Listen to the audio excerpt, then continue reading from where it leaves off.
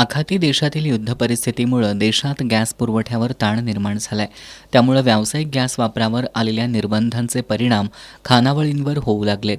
कोल्हापूरमध्ये स्पर्धा परीक्षांच्या तयारीसाठी आलेले विद्यार्थी, रोजगाराच्या निमित्तानं शहरात कुटुंबियांशिवाय राहणारे लोक 2 वेळच्या जेवणासाठी खानावळींवर अवलंबून असतात. मात्र व्यावसायिक वापराच्या गॅस सिलेंडरवरील निर्बंधांमुळे या खानावळी चालवणं मुश्किल होऊ लागले.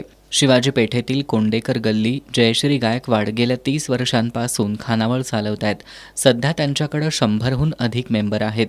गॅस अभावी खानावळ चालवण्यात अडचण येत असून मेसचे मेंबर किमान भात आणि आमटी देऊन मेस सुरू ठेवण्याची मागणी करतायत, असं गायकवाड यांनी सांगितलं. जर नसला तर तुम्ही कसं आता आमची सोय करणार, आम्हाला कसं जेवण मिळणार, अशी मुलं आम्हाला आता म्हणायला लागल्या. तर आता आमच्याकडं जादा पैसे देऊन जरी घ्यायला लागलो तरी आम्हाला सिलेंडर आता मिळत नाही. आणि आता लय म्हणजे पुढची आता आम्हाला अशी अडचण आहे की बंद पडतंय का काय असं आम्हाला वाटतंय.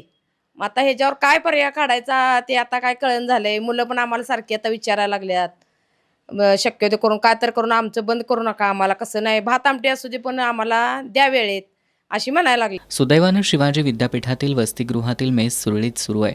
वसतिगृहांमध्ये 750हून अधिक मुलं तर 1200हून अधिक मुली आहेत.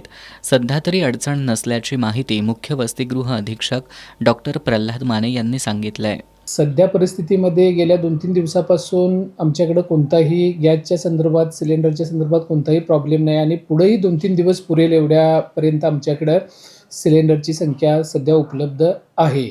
आणि आम्हाला आठवड्याला जवळपास 40 सिलेंडर लागतात आणि आम्ही ज्या गॅस एजन्सीकडून गॅस घेतो त्यांनाही आम्ही पत्रव्यवहार केलेला आहे की आम्हाला कोणत्याही स्वरूपाची अडचण येऊ नये आणि आठवड्याला आम्हाला जे 40 सिलेंडर लागतात ते आम्हाला उपलब्ध व्हावीत.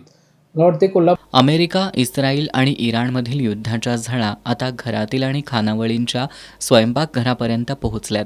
त्यामुळे लवकरात लवकर युद्धाची परिस्थिती निवळावी आणि सर्व काही पहिल्याप्रमाणे सुरळीत व्हावं अशी अपेक्षा सर्व स्तरातून व्यक्त होतीये.